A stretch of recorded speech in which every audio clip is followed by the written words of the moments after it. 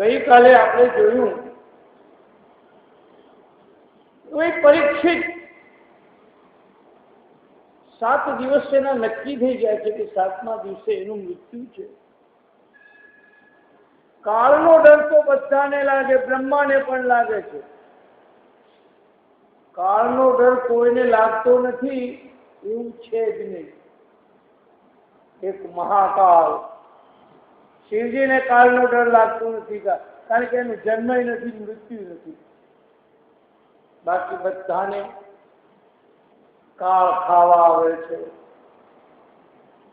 કાળના મહાકાળ ભગવાન શિવજી છે. ભાગવત આપણને નિર્ભય બનાવતા શીખવાડે છે કે નિર્ભય કેમ બનવું. જેમ ધ્રુવજી મૃત્યુના મસ્તક ઉપર પગ મૂકી નીકળી ગયા હતા. ધ્રુવ મૃત્યુના મુખ ઉપર પગ જો મૂક્યો હોય ને તો એક ધ્રુવ. રામ પણ મૃત્યુના મુખ ઉપર પગ નથી મૂકી શક્યા, એને પણ સ્વધામમાં જવું પડ્યું. કૃષ્ણ પણ મૃત્યુના મુખ ઉપર પગ ના મૂકી શક્યા, એને પણ સ્વધામ જવું પડ્યું. પણ એક ધ્રુવ મૃત્યુના મસ્તક ઉપર પણ પગ મૂકી નીકળી ગયો. ભાગવત સાંભળ્યા પછી જે માણસ કૃષ્ણને પ્રેમ કરે એને મોતની બીક નથી. એટલે મોતની બીક ને એટલે કોઈ ગાડી પાટા પર પડવું એમ નહીં કે ભાઈ બીમાર પડે એટલે હાલમાં મરી જ જઈશું ને આપણું કામ અધૂરું રહી જશે, આમ આપણા ઈચ્છાઓ પૂરી નહીં થાય એવી બધી બીક રાખીએ ને એ બીક. આગળ નરકનો છે આમ ખોટા કર્યા તો એ બીકો છે ને, જે થવું થશે એને જેમ કરવું એમ કરે. મેં સારું કામ કર્યું, મેં એનું સ્મરણ કર્યું, બહુ બીક નહીં લાગે, બહુ બીક નહીં લાગે. આપણે સતત ભયમાં જીવીએ છીએ, ડગલે પગલે. હું એવો ભય રાખું કે પંખો મારા ઉપર પડશે, હું કથા વાંચી શકું? ના ના ના ના ના ના ના, ભયો આપણને ભયભીત કરી નાખે છે. ડગલે ને પગલે આપણે ડરીએ છીએ. એનું સ્મરણ કરે ને એનામાં નિડરતા આવે. સ્નાન કરીને પવિત્ર થઈને ઠાકોરજીની બહુ સેવા, એને યાદ કરવો જોઈએ. બસ હું મારા રૂમમાં જાઉં ને, આજુબાજુ બધી ચોપડીઓ મારી પાસે પડી હોય, હું એવી રીતે રાખું ને કે એનું યાદ જ રહે. તમે ફોટાઓમાં આખો દાળ બેસી નહીં રહી, મૂર્તિ સામે આખી દાળ બેસી નહીં જવું, પણ એવું વાતાવરણ ઘરમાં ઊભું રાખો ને તરત ભગવાન તમને યાદ આવે. મારા ત્યાં તો હું એક સાવરણી લાવું ને તો ભગવાનને દૂરથી થતું, પછી એમ કહું આ સાવરણી ઘરમાં કચરો સાફ કરે છે એમ મારા મગજમાં કચરો સાફ કરશે. કાંઈ મને એમ કહેવાય, કારણ કે અહીં કચરો સાફ કરે તું, મારા ભીતરમાં જે કચરો છે એ પણ તું સાફ કરશે. સેવા કરતા કરતા ભગવાનને યાદ કરીને બે આંસુ પાડીએ ને તો પણ દિવસ આનંદ. સવારમાં ઉઠીને આનંદ ખૂબ હોવો જોઈએ. સવારમાં તમે જોયું ઘણા માણસ ઉઠે ને કલાક જ મગજ ઠેકાણે આવે, બસ કલાક હસતા હસતા ઉઠો. એકવાર હસો બરાબર, ખળખળાટ હસો, મસ્તીની વાત કરો કોઈની હાથે. ઘરમાં દિવેલી જેવું મોઢું કોઈને ગમે નહીં. આનંદથી મસ્તીથી ઉઠો અને મસ્તીથી સુઈ રહો. માણાનું ઉઠવાનું એ ભયજનક છે, સુઈ રહેવાનું ભયજનક, અને વચમાં ભયજનક. પછી ક્યાંથી રામ આપણને સાંભળે? મંત્ર, માળા અને મૂર્તિ કદી બદલવા નહીં. રોગરીજી મહારાજ મંત્ર, માળા અને મૂર્તિ કદી બદલવા નહીં. જે મંત્ર મળ્યો સદગુરુએ આપ્યો હોય એ મંત્ર બોલવો. માળા, જે માળા ચાલતી હોય આવી એક માળા રાખવી. તો તમને એનું કારણ સમજાવું. તમને એક સાધુ કરી 27 મણકા છે. માળા કરવાની રીત તો જાણતા હોય, ના જાણતા હોય તો હું આ જરા સમજાવું. આ છેલ્લી 2 આંગળી પર માળા મૂકવાની અને આ આંગળી શેકી રાખવાની. ખતરનાક તો આ આંગળી જ છે. હલો ભાઈ ખરાબ છે. એટલે ભાઈ તું તારી જાતનું વિચાર, 3 આંગળીઓ તારી સામે છે, એટલે 3 આંગળીઓ આપણે આમ સામે રાખવાની કે હું ખરાબ છું. એટલે આમ કરી માળા કરતા કરતા કરતા આ 27 મણકાની માળા છે. હવે આટલા આવ્યા, મેરું આગળ આવ્યા એટલે પાછા વળી જવાનું, આમ ઓળંગવાનું નહીં. તમે જાણતા હો છતાં યાદ કરાવું છું અને પછી પાછા આવતા. હવે 27 મણકાની માળા રાખવાનું કારણ એક કહું. પેલી 108 મણકાની માળા છે ને ગમે તે હરતા પડતા ના થાય. એ ગમે ત્યાં હરતા પડતા થાય નહીં, કારણ કે દોષ લાગે, જમીનને અડી જાય, કંઈ અડી જાય. એ જમણી સંખ્યા 108 છે એટલે એ માળા હરતા પડતા ના થાય. આ માળા હરતા ફરતા કરી શકાય. અને હરતા ફરતા શા માટે કરાય? કારણ કે 27 મણકા છે. બીજું કે આ હરતા ફરતા કરવાથી શું થાય? મન સારું લાગે. એ કેમ કે તમે બેહો ને, બેસીને કોઈ કામ કરવા માંડો ને મન ભટકવા માંડે. પણ ચાલતા ચાલતા તમે માનો કે 27 મણકા છે, 25 મણકા વાતો કાઢી નાખ્યા, તો 1 મણકો તો આપણો થઈ ગયો. 1 મણકો તો સાચો થાય જ નહીં. બીજી માળામાં 1, ત્રીજી માળામાં 1, એવી 500 માળા કરો તો 500 મંત્ર તો તમારા સાચા થઈ જાય. એમ કરતા કરતા પછી આદત થઈ જાય. હું ઘણી વાર અહીંથી છેક ચાલતો ચાલતો છેક પેલી મહેશ હોટલ બાજુ જતો રહ્યો. અરે ચાલતો ચાલતો આવું અને એ જપ કરતો કરતો કરતો જાઉં, કોઈ મળે વાત બી કરી લઉં. એ જપ છે ને એ મનને સ્થિર રાખે અને આપણું મન ટ્રાફિકમાં અટવાઈ ના જાય, બિનજરૂરી અટવાઈ ના જાય. એટલે મંત્ર અને માળા મૂર્તિ બદલવી નહીં. અને આ માળા બીજું કે કઈ નહીં તો રામનો મંત્ર અભળાય નહીં. તમે કોઈ મંત્ર ના લીધો હોય તો રામનો મંત્ર લઈ લો, રામ રામ રામ રામ રામ રામ રામ રામ થાય, વાંધો નહીં, જપ કરો. ગીતામાં લખ્યું છે યજ્ઞાનામ જપ યજ્ઞોસ્મિ. હે અર્જુન, બધા યજ્ઞમાં જપ યજ્ઞ શ્રેષ્ઠ છે. જપ 2 અક્ષર. જય એટલે જન્મ અને પ એટલે પાપ. જન્મ જન્મના પાપને દૂર કરે એનું નામ જપ. જપ ખૂબ થાય, શક્ય એટલા કરવા. કારણ કે અમુક ઉંમર થાય એટલે આપણે વાંચીએ ના શકીએ, બહુ મહેનત વાળું કામ ના કરી શકીએ, તો બેઠા બેઠા માળા કરીએ તો કંઈ વાંધો નથી. માળા કરવામાં ભલે ને મન જાય જવા દો, ભટકે ભટકવા દો, વળી પાછું લાવો. 1 મણકો તો આપણા બાપનું થઈ જાય. બીજા મણકા ભલે ને 108 નકામાં જાય, પણ એક તો આપણું જે કશું નથી કરતો ને એના કરતા કંઈક કરે છે ને એને કંઈ વાંધો નથી. જપને ગણવાય નહીં, બને તો ગણવાની જરૂર નથી. ગણવાનું કામ એનું આપી દો, ગણવાનું કામ એને આપી દો. એને એમ કહેવાય છે કે 33 કરોડ જપ થઈ જાય ને ટોટલ, આપણે જીવીએ ત્યાં સુધીમાં રોજ 100 માળા કરીએ, 33 કરોડ જપ થઈ જાય ને તો વિધિના લેખ ઉપર મેઘ મારી દીધા એવું લખ્યું છે. જેટલા જપ વધારે હોય એટલા આપણા પાપનો નિકાલ થતો જાય છે. એમ કહેવાય છે કે ડોગરેજી મહારાજ નડિયાદમાં સંતરામ મંદિરમાં એમને બીમાર પડ્યા, છેલ્લી અવસ્થામાં હતા. અમે એના દર્શન કરવા ગયા હતા. અમને એમ થયું કે હવે આ 10-12 દિવસના મહેમાન છે. ડોગરીજીના અમે દંડવત કરીને દર્શન કર્યા કે જો આવો મહાપુરુષ, કથા જગતનો મહાન સંત જ્યારે વિદાય લે તો આ સમાજના શિષ્યો વિધવા બની જશે. જે દિવસે મહાન પુરુષ સદગુરુ આ દુનિયામાંથી વિદાય લે ને ત્યારે શિષ્ય વિધવા થાય. અમે લોકો ક્યારે વિધવા થઈએ? અમારાથી કોઈ મહાન ગુરુ મહાપુરુષ આ દુનિયામાંથી વિદાય લે, મૃત્યુ પામે, ત્યારે સદગુરુ વિદાય લે ત્યારે શિષ્ય વિધવા થઈ જાય. અમારે મુંડન કરવાનું હોય, ઘરે હોય તો બીજા દાડે મુંડન કરવાનું હોય, વિધવા થઈ જાય, એના શણગાર ઉતરી જાય. એટલે ડોગરીજી મહારાજ જ્યારે મૃત્યુ થવાની તૈયારી હતી પછી એમ કહેવાય છે કે ત્યાંના ડૉક્ટરો એની તપાસ કરવા આવતા હતા અને ડોગરીજી ઉપર છાતી ઉપર જેવું સ્ટેથેસ્કોપ મૂકે અને બીપી માપે ને એટલે કાન ઉપર ડૉક્ટરને હરે કૃષ્ણ હરે કૃષ્ણ હરે કૃષ્ણ હરે કૃષ્ણ અવાજ સંભળાતું હતું. પછી એક ડૉક્ટર બહુ ચાલાક હતો કે ડોગરીજી મૃત્યુ પામ્યા ને એટલે તરત જ એની માળા ચોરી લીધી. પેપરમાં આવેલું આખું, બધા પેપરોમાં આવ્યું. ડોગરીજીની માળા ચોરી લીધી કારણ કે એમાં એટલા બધા જપ થઈ ગયેલા, માળાના મણકા ઘસાઈ ગયેલા, કદી બદલેલી નહીં ડોગરીજીએ. મારે તો 2-3 વર્ષે ખોવાઈ જાય, બીજે લાવવી પડે.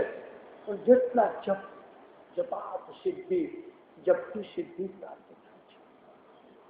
આંખ દર્શન કરે, મન ધ્યાન કરે અને જીભ જપ કરે.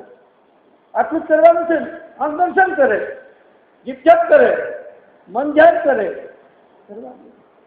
બીજું ખાસ એ ઘણા લોકોને એક સવાલ હોય છે, મારી વાત ચર્ચા કરવી છે આજે. ઘણા લોકોને એક સવાલ હોય છે કે મહારાજ એમ કે અમે જપ કરવા બેસીએ, ધ્યાન કરવા બેસીએ, એ વખતે અમને આડાવડા વિચાર આવે છે, આમ કાંઈ થાય નહીં, એ જ ટાઈમે થાય. હા થાય, તમને નહીં, અમને બધા જ થાય. કેમ? કારણ એ 24 કલાક આપણને જે મળ્યા છે એમાં આપણે 1 કલાક ભજન કરવા બેસીએ એટલે પેલા 23 કલાકના જે દુશ્મનો હોય, કલાકમાં તો આપણે ભગવાનનું નામ લેવાના હોઈએ, પેલા દુશ્મનોની ઈર્ષા થાય. કામ, ક્રોધ, મદ, મોહ, લોભ. એટલે 1 કલાક માટે અમને છૂટા પડ્યા. અમે 24 કલાક એની હાથે રહેવા વાળા માણસ, અને અમારી આજે દગો કરી 1 કલાક ભજનમાં બેસી ગયો, અને પેલા 23 કલાકના દુશ્મનો હોય ને એ આપણા પર બળવો કરે, આપણા પર હુમલો કરવા આવે, અને એમાં ટકી રહેવાનું છે આપણે. કારણ કે એને આપણે છેકા મૂકીએ છીએ. જેમ ઘરમાં 24 કલાક આપણા ઘરમાં પત્ની આપણી સાથે રહેતી હોય અને પછી આપણે એને એમ કહીએ કે તું દૂર રહે અને 1 કલાક મારે ખાનગી કોઈ બીજી સ્ત્રી સાથે વાત કરવી છે, તો કેવો બળવો થાય ઘરમાં? એમ આવો એક બળવો થાય ઘરમાં, આપણા અંદરના ઘરમાં એવો બળવો થાય, અને એ બળવો બહુ દુઃખદાયક છે. એટલે એ 23 કલાકો આપણા ઉપર હુમલો ન કરે, અને કરશે પણ એ સતત કરતા જઈએ, પછી થોડા દાડા પછી મહિને 2 મહિને હુમલો કરતા બંધ થઈ જાય, પછી થોડો હળવો હુમલો થાય તો 4-6 મહિના થઈ જાય. 6 મહિના સુધી તો કરવું જ પડે. લોકો શું કરે, વચ્ચે છોડી દે. આપણને શું છે કે છોડી દેવાની બહુ ટેવ છે. મન દેવો છોડી દઈએ, મંત્રો છોડી દઈએ, ગુરુ બદલી નાખીએ. આપણે સ્થિર રહેતા નથી. એની કારણે રોજ ખાવા જેવું છે કે નહીં, આપણે રોજ નાહીએ છીએ કે નહીં, રોજ પાણી પીએ છીએ કે નહીં, એમ આ મનને પણ જપ આપવા પડે. નિયમિત ખાવાનું નિયમિત ના ખાતા હોય તો આપણે જપે ન કરવા જોઈએ. જે નિયમિત કરી પાણી રોજ પીએ છીએ તો જપ પણ રોજ કરવા જોઈએ. એ એક કસરત છે મગજની, આત્માની, હૃદયની. આ એક કસરત તો થવી જ જોઈએ. અને કે છે માણસે ચૂપથી દૂર રહેવાનું છે. પ્રભુના ભજનમાં સવારમાં બહુ આનંદ મળે. તમે જોજો. અને પુસ્તક બાજુ ખાસ કહું, પહેલે કોરે સબ કોઈ જાગે. સવારમાં 3 વાગે વહેલો ઉઠે ને એ બ્રાહ્મ મુહૂર્ત કહેવાય, અમૃત વેળા.